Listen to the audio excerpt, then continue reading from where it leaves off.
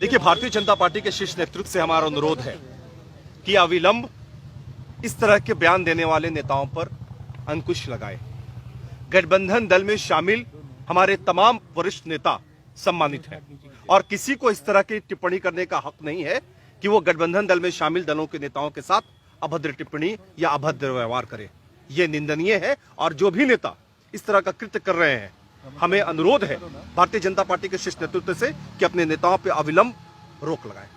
मुकेश सहनी के साथ गलत हो रहा है। निसंदेह, अगर हमारे साथ एनडीए में कोई नेता शामिल है, कोई दल शामिल है और आप उसके सुप्रीमो के साथ अनर्गल बयानबाजी कर रहे हैं, उनको धमकियां दे रहे हैं, ये कहीं से ठीक नहीं है। आप लोग इस शराबबंदी कानून को वापस लेने की समर्थन में है मुकेश सहनी? निसंदेह एनडीए के हर उस नेता के हम समर्थन में है जिस नेता के साथ कोई बदसलूकी करे, उनके साथ बद बयानबाजी करे। नहीं अगर मानते हैं तो क्या होगा सर? हमने स्पष्ट तरीके से कहा कि अब ये वक्त आ गया है जब एनडीए के भीतर कोऑर्डिनेशन कमेटी बना लेना चाहिए। मुकेश सहनी कह रहे हैं कि कोऑर्डिनेशन के अभाव में ही इस तरह की बयानबाजी हो रही है। अगर कोऑर्डिनेशन कमेटी बन गई होती तो निसंदेह हम एक दूसरे पर रोक लगा सकते थे, लेकिन अभी कोई कोऑर्डिनेशन ही नहीं है, जिसका नतीजा ये हो रहा है कि जिसे जो मर्जी आ रहा है वो उस तरीके का बयान दे रहा है। कोऑर्डिनेशन कमेटी नहीं होने के कारण महागठबंधन से हम अलग हुई थी। देखिए, हमने स्पष्ट तरीके से कहा कि आज जो मुकेश सहनी जी के साथ जिस तरीके की बयानबाजी उनको लेकर हो रही है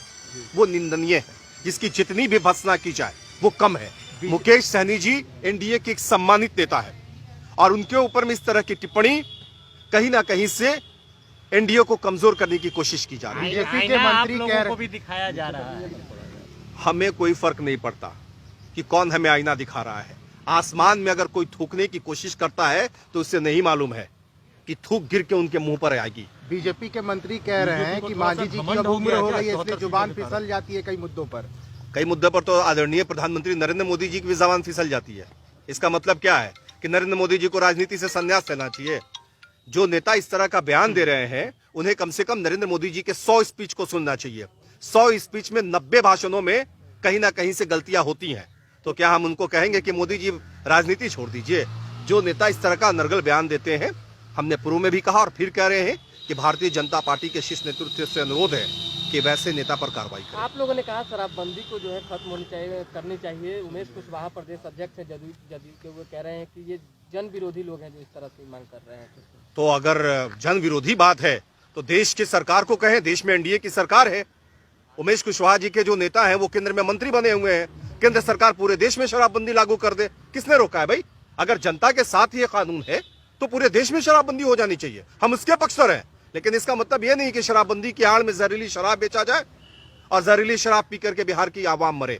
इसलिए हमने समीक्षा की बात करी है। एक आखिरी सवाल है, क्या लगता है जिस तरीके से एनडीए में पूरा प्रकरण चला, अब नीतीश कुमार जी को आगे एक्शन लेना हमने चाहिए? निसंदेह, चूंकि ये विवाद तब बढ़ा है जब माननीय मुख्यमंत्री नीतीश कुमार जी कोरोना से संक्रमित हो गए हैं।